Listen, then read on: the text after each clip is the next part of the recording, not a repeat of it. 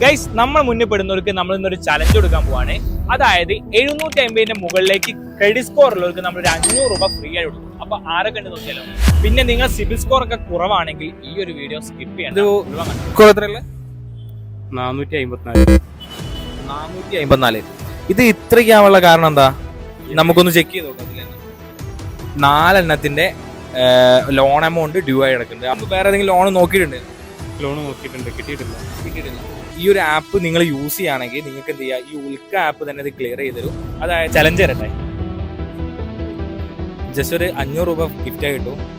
750 മുകളിലേക്ക് CIBIL score ഉണ്ടെങ്കിൽ ആർക്കാണുള്ളത് അവർക്ക് ഒരു 500 രൂപ ഫ്രീ തരും. ഒന്ന് ജസ്റ്റ് നോക്കാം. ആപ്പ് സ്റ്റോറിൽ കയറിയിട്ട് ഉൽക്ക എന്നൊന്ന് സെർച്ച് ചെയ്താൽ മതി. അതാ ആപ്പ് സ്റ്റോർ അല്ല, പ്ലേ സ്റ്റോറിൽ. ഐഫോണിലോ? ഐഫോണിന്റെ പേര് എന്ത്? സൂരജ്. ഇവിടെ തന്നെ തരാം. അപ്പോൾ 500 ഗിഫ്റ്റ് ആയിട്ടുണ്ട്. Okay Sooraj bro, thank you. Bro പേരെന്തായിരുന്നു? ശരത് ബ്രോ, നമ്മളെ ഉൽക്കാപ്പില് ഈ ഒരു ക്രെഡിറ്റ് സ്കോർ നോക്കിയപ്പോ എത്രയാണ് കാണിച്ചത്? 519. ഇത്രയും കുറയാനുള്ള റീസൺ എന്താ നോക്കിയിട്ടുണ്ടോ? ഇല്ലല്ലോ. അങ്ങനെയാണെങ്കിൽ നമ്മളെ ആപ്പിൽ ചെക്ക് ചെയ്താൽ മതി. നിങ്ങൾക്ക് ഇത്രയും ഏകദേശം ഒരു 4 റീപേയ്മെന്റ് ലോൺ വരുന്നുണ്ട്. അതേപോലെ ക്രെഡിറ്റ് കാർഡ് യൂസ് ചെയ്യുന്നുണ്ട്. അതെ ഉണ്ട്. ക്രെഡിറ്റ് കാർഡ് യൂസ് ചെയ്യുന്ന 100% യൂസ് ചെയ്യുന്ന 100% ക്രെഡിറ്റ് കാർഡ് യൂസ് ചെയ്യുന്നതാണ് ഈ ഒരു ക്രെഡിറ്റ് സ്കോർ നിങ്ങൾക്ക് കുറയാൻ കാരണം. നമുക്കൊരു 30% ഒക്കെ ക്രെഡിറ്റ് കാർഡ് യൂസ് ചെയ്യാൻ പാടുള്ളൂ. അതിലും കൂടുതൽ യൂസ് ചെയ്താൽ ഇങ്ങനെ വരും.